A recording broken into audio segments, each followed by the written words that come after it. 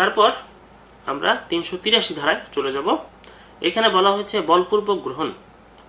অত্র ধারা মতে কোনো ব্যক্তিকে ইচ্ছাকৃতভাবে ক্ষতির ভয় দেখিয়ে কোনো সম্পত্তি বা মূল্যবান জামানত কিংবা স্বাক্ষরিত বা সিলমোহরকৃত বা মূল্যবান জামানতে রূপান্তরিত হয় এমন কিছু প্রদানে বাধ্য করাকে বল প্রয়োগের সম্পত্তি আদায় বলে গণ্য হবে। আচ্ছা, এই ধারাটিও খুব ইম্পর্টেন্ট একটি ধারা। এই ধারা আমাদেরকে শিখতেই হবে। এখানে বলপূর্বক গ্রহণের সংজ্ঞা খুব সুন্দরভাবে বলে দেওয়া হয়েছে। যেই বিষয়গুলো সম্পত্তির ভিতরে পড়ে, মূল্যবান জামানতের ভিতরে পড়ে, বা এমন কোনো বিষয় যা ভবিষ্যতে মূল্যবান জামানত হতে পারে, সম্পত্তি হতে পারে, তো সেই জিনিস নেওয়ার জন্য যদি কোনো ব্যক্তি ওই সম্পত্তির মালিককে ভয়ভীতি দেখায়, ক্ষতির ভয় দেখায়, এবং ক্ষতির ভয় দেখিয়ে তার কাছ থেকে সেই সম্পত্তিগুলো নিয়ে নেয়, তাহলে আমরা এই কর্মকাণ্ডকে বলতে পারবো যে বল প্রয়োগে সম্পত্তি আদায় করা হয়েছে।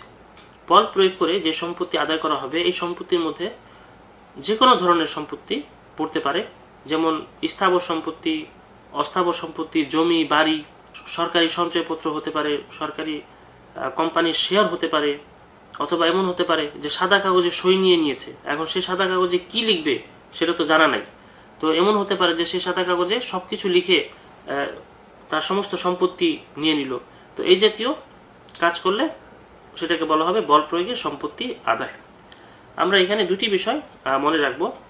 চুরির বিষয়বস্তু অস্থাবর, কিন্তু বলপূর্বক গ্রহণের বিষয়বস্তু স্থাবর কিংবা অস্থাবর হতে পারে। আচ্ছা, খুব সহজ মনে রাখা। আমরা মনে রাখবো যে বলপূর্বক গ্রহণ আর চুরি দুটি ভিন্ন জিনিস। চুরির ক্ষেত্রে সম্পত্তি অবশ্যই অস্থাবর হতে হবে, কিন্তু বলপূর্বক গ্রহণের ক্ষেত্রে সম্পত্তি স্থাবর হতে পারে, অস্থাবরও হতে পারে। অর্থাৎ ভয় দেখিয়ে জমি, বাড়ি এগুলা নেওয়া যেতে পারে, আবার নগদ টাকা নেওয়া যেতে পারে, অথবা অন্য বস্তু নেওয়া যেতে পারে, কিন্তু চুরির ক্ষেত্রে সবসময় সেটি অস্থাবর হবে। দ্বিতীয় পয়েন্টটি হচ্ছে চুরির ক্ষেত্রে সম্মতি থাকে না, কিন্তু বলপূর্বক গ্রহণের ক্ষেত্রে সম্মতি আদায় করা হয়। আচ্ছা, এটিও খুব সহজ আমাদের জন্য মনে রাখা, যে চুরি যখন করা হচ্ছে তখন আসলে যে ব্যক্তির সম্পত্তি চুরি করা হচ্ছে সেই ব্যক্তি আসলে সম্মতি দেয় না, সম্মতির প্রয়োজনও পড়ে না, কারণ সেই ব্যক্তিকে না জানিয়েই ঘটনাটি ঘটানো হচ্ছে। সম্মতি নিলে সেটি চুরি হয় না, সম্মতি ছাড়া নেওয়া হচ্ছে বলেই সেটাকে চুরি বলা হয়। আর বলপূর্বক গ্রহণের ক্ষেত্রে সম্মতি নিয়ে সেটি আদায় করা হয়, তো সেই সম্মতিটি নেওয়া হয় ভয় দেখিয়ে, বল প্রয়োগের মাধ্যমে। এই জন্যই এই বিষয়টাকে বলা হয় যে বলপূর্বক গ্রহণ। এখানে আমি দুটি উদাহরণ দিয়েছি। প্রথম উদাহরণে বলা হয়েছে তাপসকে অর্থ প্রদান না করলে তাপস স্বামীমার সম্পর্কে কুৎসামূলক লেখা প্রকাশ করবে, এরূপ ভয় দেখায়। ভয় দেখিয়ে তাপস স্বামীমাকে অর্থ প্রদানের জন্য প্রবৃত্ত করে তাপস বলপূর্বক গ্রহণের অপরাধ অনুষ্ঠান করেছে। খুব সহজ একটি উদাহরণ, যে স্বামীমা একটি মেয়ে, তাপস একটি ছেলে। তো তাপস স্বামীমাকে বলেছে যে তুই যদি আমাকে টাকা না দেস, আমি তোর সম্পর্কে অনেক আজে বাজে কথা লিখে পাবলিশ করে দেব, এতে তোর মান সম্মান সব শেষ হয়ে যাবে। তো এই ভয় দেখানোর পর স্বামীমা ভয় পেল এবং স্বামীমা তাপসকে অনেকগুলো টাকা দিয়ে দিল। তো এই যে তাপস টাকাগুলো স্বামীমার কাছ থেকে ভয় দেখিয়ে আদায় করলো, এটি হচ্ছে বলপূর্বক গ্রহণ, এবং তাপস এই ধারার অধীনে অপরাধ করেছে। দ্বিতীয় উদাহরণে বলা হয়েছে তাপস স্বামীমাকে গুরুতর আঘাতের ভয় দেখিয়ে অসাধুভাবে একটি সাদা কাগজে স্বাক্ষর করতে বা তাতে তার সিলমোহর যুক্ত করতে এবং তা তাপসের নিকট সমর্পণ করতে প্রবৃত্ত করে। স্বামীমা কাগজটিতে স্বাক্ষর করেও তা তাপসের নিকট সমর্পণ করে। এক্ষেত্রে যেহেতু কাগজটি একটি মূল্যবান জামানতে রূপান্তরিত হতে পারে, সেহেতু তাপস বলপূর্বক গ্রহণের অপরাধ অনুষ্ঠান করেছে। খুব ইম্পর্টেন্ট একটি উদাহরণ, আপনারা খুব ভালো করে বুঝে নেন যে তাপস গুরুতর আঘাতের ভয় দেখিয়ে একটি সাদা কাগজে স্বামীমার সই সে নিয়েছে। এখন সই নেওয়ার পর সেটিতে সিলমোহর যুক্ত করেছে এবং স্বামীমাকে বাধ্য করেছে যে সেই কাগজটি তাপসকে দেওয়ার। তো তাপস এরকম একটি কাগজ পাওয়ার পর সে ওই কাগজে সে তার যা ইচ্ছা সে তাই লিখতে পারে, সে চাইলে স্বামীমার সমস্ত সম্পত্তি সে নিয়ে নিতে পারে। তো যেহেতু তাপস এই কাজটি করেছে এবং উক্ত কাগজটি ভবিষ্যতে একটি খুব ইম্পর্টেন্ট একটি ফ্যাক্ট হতে পারে, মূল্যবান জামানতে রূপান্তরিত হতে পারে, সেহেতু তাপস স্বামীমার কাছ থেকে বলপূর্বক গ্রহণ করেছে এবং এই ধারার অধীনে অপরাধ করেছে। তারপর 384 ধারায় আমরা শিখব বলপূর্বক আদায়ের শাস্তি।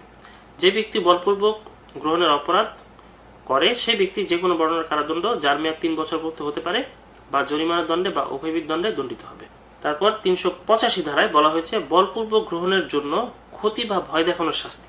আচ্ছা, বলপূর্বক যখন গ্রহণ করা হচ্ছে তখন বিভিন্ন ধরনের ভয় দেখানো যেতে পারে। তো কি ধরনের ভয় দেখানো হচ্ছে তার উপরে শাস্তিটি ডিপেন্ড করবে। তো 385 ধারায় বলা হয়েছে যে ব্যক্তি ছিনতাই বা বল প্রয়োগে সম্পত্তি আদায় করতে গিয়ে কাউকে আঘাত বা জখমের ভয় দেখায়, খেয়াল করেন আঘাত ও জখম এই দুটি ভয় দেখিয়েছে, সে ব্যক্তি যে কোনো বর্ণনার কারাদণ্ডে যার মেয়াদ 14 বছর পর্যন্ত হতে পারে, তবে সেটি অবশ্যই 5 বছরের কম হবে না, অথবা অর্থদণ্ড অথবা উভয় দণ্ড হবে। শুধুমাত্র আঘাত বা জখমের ভয় দেখালেই তার শাস্তি হবে ম্যাক্সিমাম 14 বছর এবং কোনোভাবেই 5 বছরের কম নয়, অথবা অর্থদণ্ড হতে পারে অথবা উভয় দণ্ড হতে পারে। তারপর 387 ধারায় বলা হয়েছে বলপূর্বক গ্রহণের জন্য মৃত্যু বা গুরুতর আঘাতের ভয় দেখানোর শাস্তি। ছিনতাইকালে মৃত্যু বা গুরুতর আঘাতের ভয় দেখালে তবে এর শাস্তি যাবজ্জীবন কারাদণ্ড, যা 7 বছরের কম হবে না, ও অর্থদণ্ড। আচ্ছা, খেয়াল করেন 385 ধারায় বলা হয়েছিল আঘাত ও জখমের ভয়, আর 387 ধারায় বলা হয়েছে যে মৃত্যু বা গুরুতর আঘাতের ভয়, অর্থাৎ ক্ষতির ভয়টি অনেক বেশি দেখানো হয়েছে 387 ধারায়, যে মেরে ফেলবে এরকম ভয় দেখিয়েছে, যে মেরে ফেলবে, গুরুতর আঘাত প্রদান করবে। তো এরকম বেশি যদি ভয় দেখায় তাহলে সেই ক্ষেত্রে শাস্তিও বেশি হবে। 385 ধারায় বলা হয়েছিল 14 বছর পর্যন্ত কারাদণ্ড, আর এখানে 387 ধারায় বলা হয়েছে যে যাবজ্জীবন কারাদণ্ড, এবং তা অবশ্যই 7 বছর কম হবে না। অর্থাৎ বিচারক যদি যাবজ্জীবন কারাদণ্ড না দেয়, কম দেয়, তাহলে সেটি চাইলে বিচারক দিতে পারে, কিন্তু কোনোভাবে 7 বছরের কম হবে না, এবং পাশাপাশি অর্থদণ্ড দিতে হবে। তারপরে ধারা 390-তে বলা হয়েছে দস্যুতা বা রবারি সম্পর্কে। এইখানে দস্যুতা কি জিনিস সেটি শিখতে গেলে আমাদেরকে 3টি পয়েন্ট বুঝতে হবে। আমি বোঝার সুবিধার্থে 3টি পয়েন্ট তৈরি করে দিয়েছি। প্রথমে বলা হয়েছে চুরি কিংবা বলপূর্বক গ্রহণের মারাত্মক রূপ হচ্ছে দস্যুতা, অর্থাৎ প্রত্যেক দস্যুতায় হয় চুরি বা বলপূর্বক গ্রহণ রয়েছে। আচ্ছা, প্রথম বিষয়টা একটু বুঝেন। আমরা জানি যে চুরি কাকে বলে, আমরা চুরির সংজ্ঞা পড়ে এসেছি, চুরির শাস্তি পড়ে এসেছি। তো এখানে বলা হয়েছে চুরি কিংবা বলপূর্বক গ্রহণ। তো আমরা বলপূর্বক গ্রহণ বিষয়টি কি সেটিও পড়ে এসেছি। 390 ধারা অনুযায়ী চুরি কিংবা বলপূর্বক গ্রহণের মারাত্মক রূপই হচ্ছে দস্যুতা। এই মারাত্মক রূপটা কি সেটি এখন আমরা বুঝব। আর আরেকটা জিনিস বুঝতে হবে, সেটি হচ্ছে যে প্রত্যেক দস্যুতায় যখন একটি দস্যুতা সংঘটিত হয় সেখানে অবশ্যই চুরি থাকবে অথবা থাকবে বলপূর্বক গ্রহণ। এই দুটি বিষয় যদি না থাকে তাহলে সেটাকে আমরা দস্যুতা বলতে পারবো না। দ্বিতীয় পয়েন্টে বলা হয়েছে চুরির ক্ষেত্রে অপরাধী যদি কোনো ব্যক্তির মৃত্যু ঘটায় বা মৃত্যুর ভয় দেখায় কিংবা আঘাত করে বা আঘাতের ভয় দেখায়, সেক্ষেত্রে উক্ত চুরি দস্যুতা বলে গণ্য হবে। এই যে এই পয়েন্টে একেবারে পরিষ্কারভাবে বলে দিয়েছি, আপনারা একটু লক্ষ্য করেন। চুরির ক্ষেত্রে যখন একটি চুরি সংঘটিত হবে, সেই চুরি সংঘটিত হওয়ার সময় যদি মৃত্যু ঘটানো হয় বা মৃত্যু ভয় দেখানো হয়, আঘাত করা হয় বা আঘাতের ভয় দেখানো হয়, তো এই বিষয়গুলো হচ্ছে মারাত্মক রূপ। যদি এই বিষয়গুলো ছাড়া চুরি সংঘটিত হয় তাহলে সেই চুরিকে আমরা মারাত্মক রূপ বলতে পারবো না, সেটি শুধুই চুরি। কিন্তু চুরি করার সময় যদি এই বিষয়গুলো থাকে তাহলে আমরা বলতে পারবো চুরির মারাত্মক রূপ তৈরি হয়েছে। তো যখনই চুরি মারাত্মক রূপ আকার ধারণ করবে তখন সেই চুরিকে আমরা বলবো দস্যুতা। 3 নম্বর পয়েন্টে বলা হয়েছে বলপূর্বক গ্রহণের ক্ষেত্রে অপরাধী যদি ভীতি প্রদর্শিত ব্যক্তির সামনে উপস্থিত থেকে উক্ত ব্যক্তির বা অন্য কোনো ব্যক্তির তাৎক্ষণিক মৃত্যু বা আঘাতের ভয় দেখিয়ে কোনো সম্পত্তি অর্পণ করতে বাধ্য করে, সেক্ষেত্রে উক্ত বলপূর্বক গ্রহণ দস্যুতা বলে গণ্য হবে। আচ্ছা, এখানেও খেয়াল করেন যে বলপূর্বক গ্রহণের বিষয়টি ঘটছে। তো বলপূর্বক গ্রহণ যদি ঘটে তাহলে সেটিকে বলা হবে যে বলপূর্বক গ্রহণ হয়েছে, কিন্তু বলপূর্বক গ্রহণের সময় যদি তা মারাত্মক রূপ ধারণ করে তাহলে সেই বিষয়টিকে বলা হবে দস্যুতা। এখন কিভাবে মারাত্মক রূপ ধারণ করবে দেখেন, যে অপরাধী যদি ভীতি প্রদর্শিত ব্যক্তির সামনে উপস্থিত থেকে উক্ত ব্যক্তির বা অন্য কোনো ব্যক্তির তাৎক্ষণিক মৃত্যু বা আঘাতের ভয় দেখায়, অর্থাৎ মৃত্যু বা আঘাতের ভয় দেখিয়ে বলপূর্বক গ্রহণটাকে মারাত্মক রূপ দেওয়া হয়েছে। তো যখনই বলপূর্বক গ্রহণ মারাত্মক রূপ ধারণ করবে তখন সেই বলপূর্বক গ্রহণকে দস্যুতা বলা যাবে। এখানে আমরা দুটি বিষয় মনে রাখবো। দস্যুতার সদস্য সংখ্যা হবে 5-এর নিচে, অর্থাৎ 1 জন থেকে শুরু করে 4 জন পর্যন্ত হতে পারে, কিন্তু কোনোভাবেই 5 জন হবে না। যদি 5 জন হয়ে যায় তখন কি হবে? যদি 5 জন হয়েই যায় তখন ওই কর্মকাণ্ডকে বলা হবে ডাকাতি। তো আমরা যখন ডাকাতি পড়ব তখন এই বিষয়টি আমি আরও ডিটেলস আলাপ করব। এখন আমরা শিখছি দস্যুতা। তো দস্যুতা হতে হলে সদস্য সংখ্যা হতে হবে 5-এর নিচে, অর্থাৎ 1 থেকে শুরু করে 4 পর্যন্ত, 4-এর উপরে হলে হবে না। আরেকটি বিষয় মনে রাখতে হবে যে দস্যুতা কোনো মূল অপরাধ নয়, ইহা অন্য কোনো অপরাধ হতে উদ্ভব হয়। আমি এখানে দুটি উদাহরণ দিয়েছি। উদাহরণগুলো খুবই সহজ, আমি পড়লেই আপনারা বুঝতে পারবেন।